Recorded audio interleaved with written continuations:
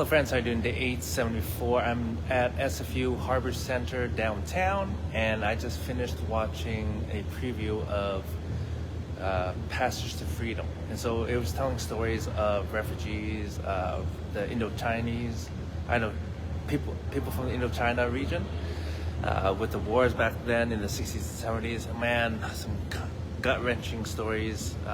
It's part of my past as well, right? My history from where I came from. And so I just thought I'd just come in and share with you again. So this is the exhibit I was talking about last week, that they were looking for volunteers. So if you are still available, definitely.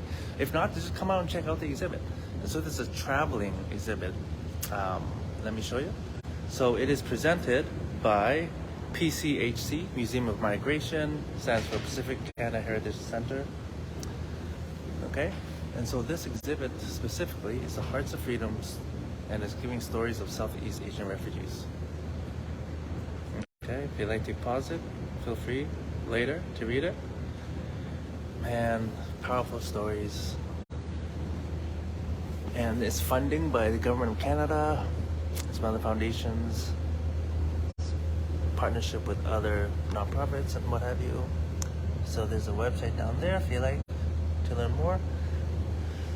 And so it actually is three I don't know, what do you call these, banners, or 3 sections here. So up top, if you look up here, it is a timeline of events. I'll quickly show you this. And what's crazy as we come up here, back in the late 70s, Canada was just, allowing maybe a few thousand refugees in a year. But in 79, they increased the target to 50,000 in 1 year. I was like, wow. And to be honest, I'm so grateful because I was a part of that wave. I was a part of that wave that came over in 1979. But I was only, I was less than a year old. But without that, I may not even be here. So grateful that Canada stepped up to help its fellow humans that were going through just a traumatic experience. So here up top is, again, the timeline. You can take a look at that. Pause it anytime if you want to read. And then here's different 3 sections here. Escape journeys and refugee camps. So different stories. Here's some visuals. This one is about government policies and sponsorship. Because, with the refugees, we couldn't make it here without the help of the government, right? So they had this policies in place and sponsorship of the different private citizens, the churches, the organizations. It's just, it just warms my heart to hear the stories and how Canada just stepped up and helped us, and helped all of them actually. And then behind her actually is, so on the back, same information but in French. En français, mes amis. Parlez-vous français? Oui? So same information but in French. But anyways, this exhibit is traveling, so it's here till the end of April, and then next on Monday, I think it's May 1st, we are moving it to Bentall 3. Okay, it's still downtown. I think it's going to be there for 2 weeks, I believe. So yeah, come on out, check it out. During the day, I think it's from 12:30 till 4:30, or maybe even earlier.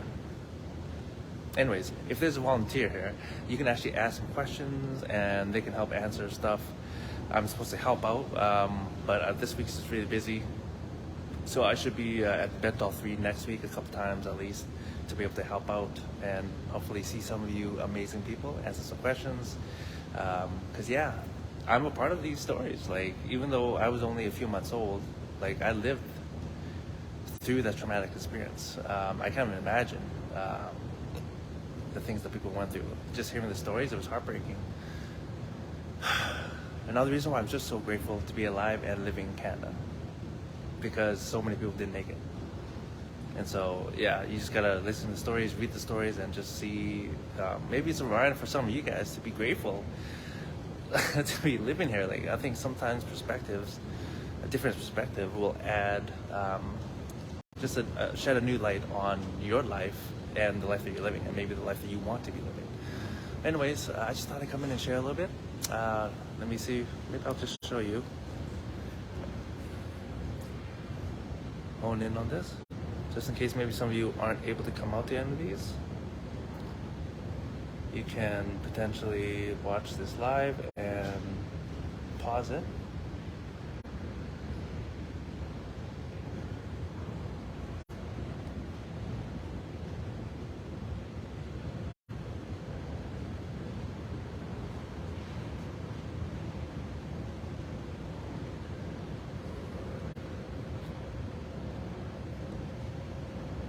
So this visual is showing where this is Indochina. Okay, so that region is called Indochina, made up of Vietnam, Laos, and Cambodia.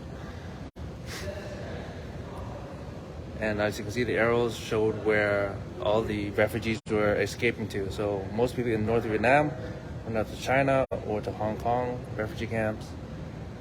And basically in the South China Seas, everyone was just trying to flee. And it was all small boats. It was just crazy.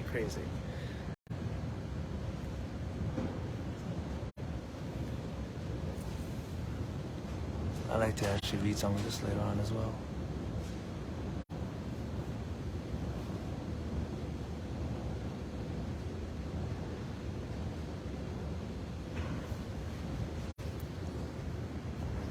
Oh, let's see what this visual is. Thailand.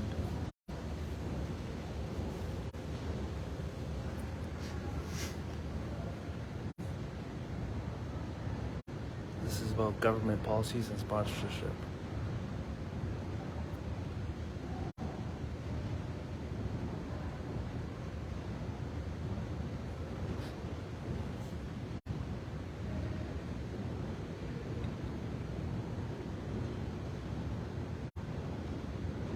Very grateful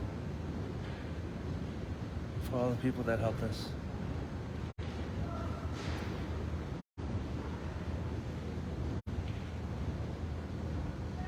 Oh, Joe Clark was the Prime Minister.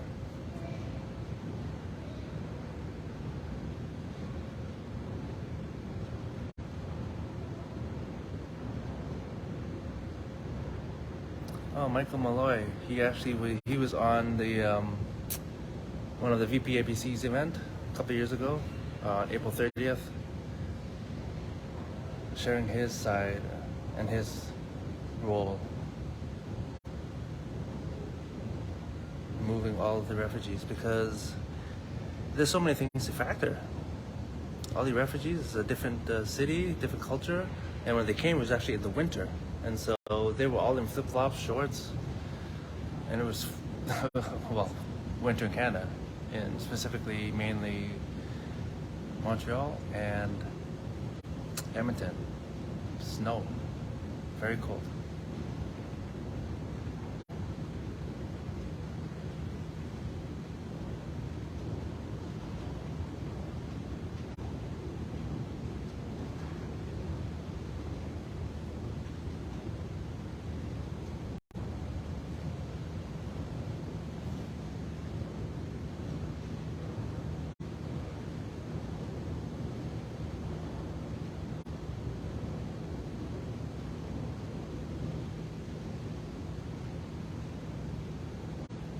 How do you house them? How do you feed them, clothe them? This is a group effort.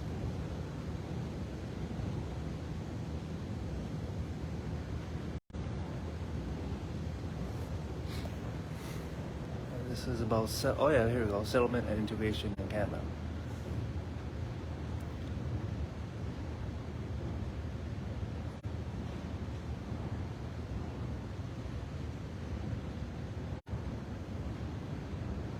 Oh yes. So the people of Canada got the Nansen Medal for their role in acclimating all the refugees during that time.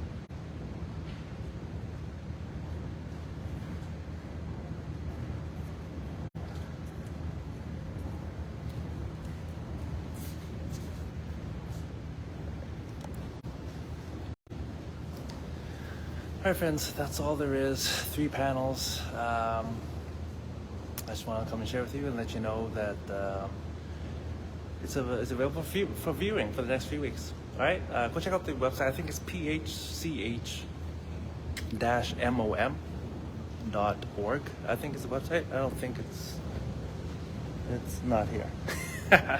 Anyway, pchc-mom.org, I think. Anyways, go check it out, my friends, and I will see you tomorrow. Ciao.